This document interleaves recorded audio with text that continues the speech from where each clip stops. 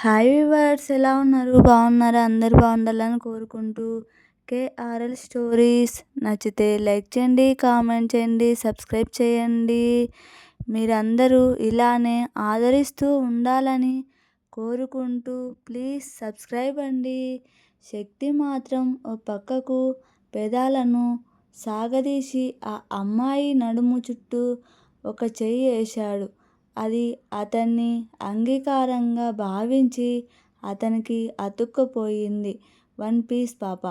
ప్రీతి చూస్తూ ఉండగానే వాళ్ళిద్దరూ శక్తి కారులో అక్కడి నుండి వెళ్ళిపోవడంతో ఆమె మొహం వాడిపోయింది. ఎందుకే మొహం అలా పెట్టావు?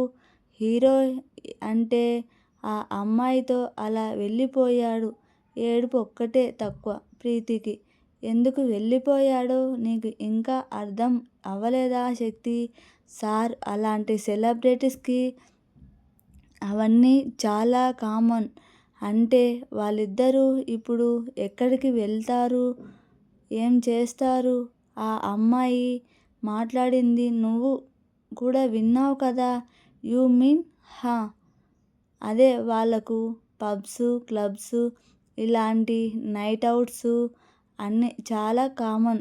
తప్పు కదా రచన? నువ్వు ఎందుకు అంత ఫీల్ అవుతున్నావు? చూడు ప్రీతి, మనకు శక్తి సార్ లాంటి సెలబ్రిటీస్ మీద అభిమానం ఉండాలి. అభిమానం మాత్రమే ఉండాలి. అంతకు మించిన ఫీలింగ్స్ పెట్టుకోవడం మన తప్పే అవుతుంది. మాట్లాడదు ప్రీతి. మనం మిడిల్ క్లాస్ వాళ్ళమే. ఆకాశానికి నిచ్చెన వేసే ఆలోచనలు చేయకూడదు. అర్థం అవుతుందా? హా, రా వెళ్దాం అని తనే డ్రైవింగ్ చేసుకొని ప్రీతి స్కూటీ ఎక్కిన తర్వాత ఇంటికి చేరుకుంది. స్కూటీ నువ్వు తీసుకెళ్ళు పో రచన. Good night. ఎక్కువ ఆలోచించకుండా పడుకో. గట్టిగా 6 నెలల్లో కనీసం మనం చూడలేనంత ఎత్తుకు ఎదుగుతారు శక్తి సార్. అంత పెద్దవాళ్ళను మనవాళ్ళుగా అనుకోవడం తప్పు ప్రీతి. Good night. స్నేహితురాలు మంచి కోరి చెప్పాల్సింది చెప్పేసి వెళ్ళిపోయింది రచన. దిగులుగానే ఇంట్లోకి నడిచింది ప్రీతి. ఏంటి కన్నయ్య మొహం అలా ఉంది?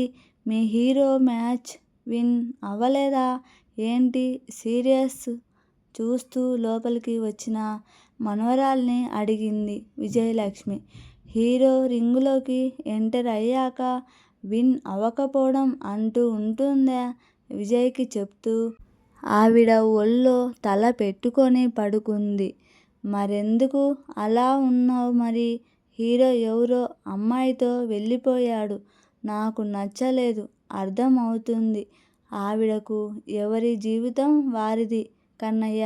నీకు హీరో మీద అభిమానం ఉందని అతనుకు నీకు నచ్చినట్టు ఉండాలంటే కుదరదు. ఎక్కువ ఆలోచించకు. వెళ్ళి ఫ్రెష్ అయి భోజనం వడ్డిస్తాను అనగానే బుద్ధిగా తలాడించి రూంలోకి వెళ్ళిందన మాటే కానీ మనసులో మాత్రం ఆ రాత్రి శక్తికి నిద్ర మాత్రమే పోవాలనే కోరుకుంటుంది. కార్లో శక్తి మీద పడుతున్న వన్ పీస్ పాప తన మైకంలో తన నుండి కారు ఏ దారిలో వెళ్తుందో గమనించదు. కొంతసేపటికి కారు ఆగడంతో కమ్ బేబీ, త్వరగా లోపలికి వెళ్దాం అని ఆత్రంగా దిగిన పాప ముందు తన మినిస్టర్ తండ్రి నిలబడి ఉండడంతో షాక్ అవుతుంది. వెనక్కి చూస్తే అది తన గెస్ట్ హౌస్ కాదు, మినిస్టర్ ఇల్లు. ఆ వెనకే వచ్చిన శక్తి ప్యాకెట్స్లో చెయ్యి పెట్టుకొని వాళ్ళను కాకుండా ఎటు చూస్తూ నీ కూతురికి ఒళ్ళు కొవ్వెక్కి రోడ్డు మీద పడింది. నువ్వు నాకు పెళ్ళి ప్రపోజల్ పెట్టావని తెలియక నాకే నైట్ అవుట్ ఆఫర్ చేసింది.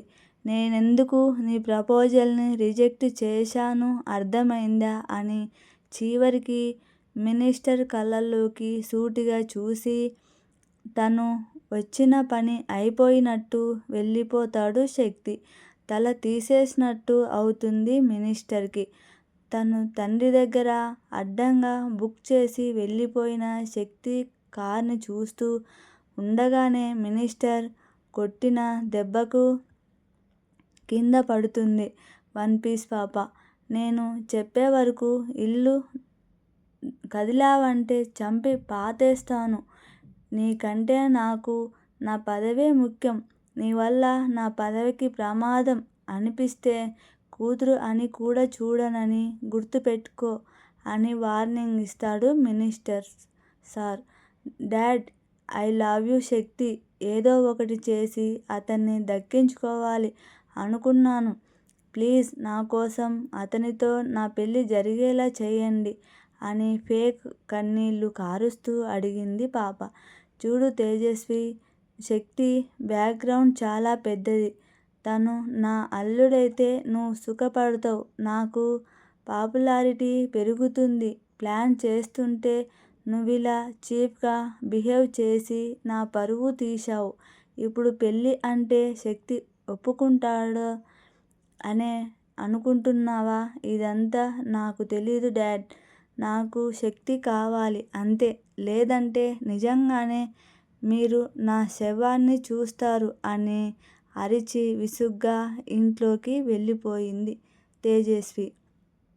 కూతురు అడిగిందని కాదు కానీ శక్తి వల్ల తనకు చాలా లాభాలు ఉన్నాయి. ఎలాగైనా అతన్నే అల్లుడుగా చేసుకోవాలని మినిస్టర్ మనసులో కూడా గట్టి పంతమే ఉంది. కానీ అతనికి తెలియనిది శక్తి ముందు తన ఎత్తులు పారలేవని. శక్తి సార్, ఒక చిన్న విల్లా ముందు అడిగింది. బ్లేజర్ విప్పి ఓ భుజం మీద వేసుకొని మరో చేత్తో సిగరెట్ కాలుస్తూ డోర్ ముందు నిలబడి సిగరెట్ నోట్లోనే పెట్టుకొని లాక్ ఓపెన్ చేసుకొని లోపలికి వెళ్ళాడు. డ్రైవర్ కారుని గేట్ లోపల పార్కు చేసి వెళ్ళిపోయాడు. తన టేస్ట్కి తగ్గట్టు ఆ విల్లా కట్టించుకున్నాడు శక్తి.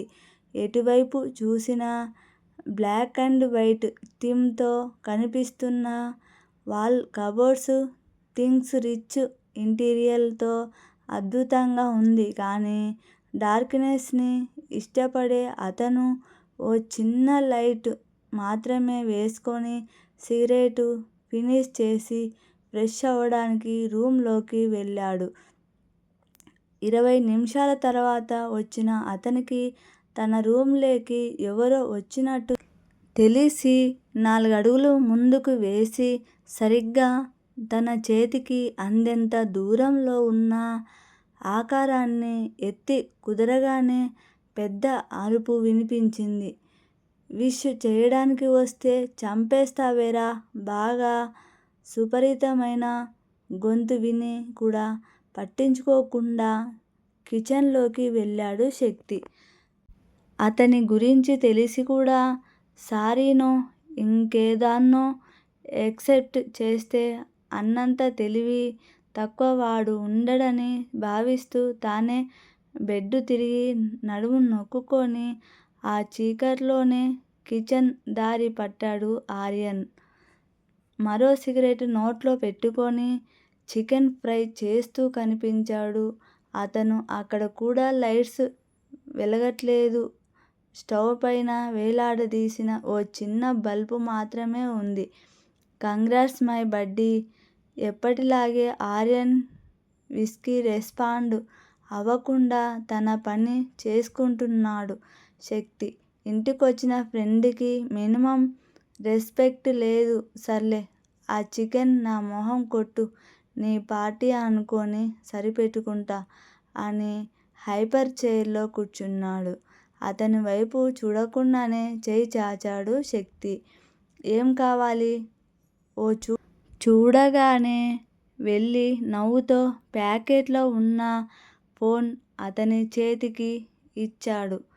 ప్లీజ్ సబ్స్క్రైబ్ అండి. రేపటి స్టోరీలో మళ్ళీ కలుద్దాం. ప్లీజ్ సబ్స్క్రైబ్ చేసుకోండి.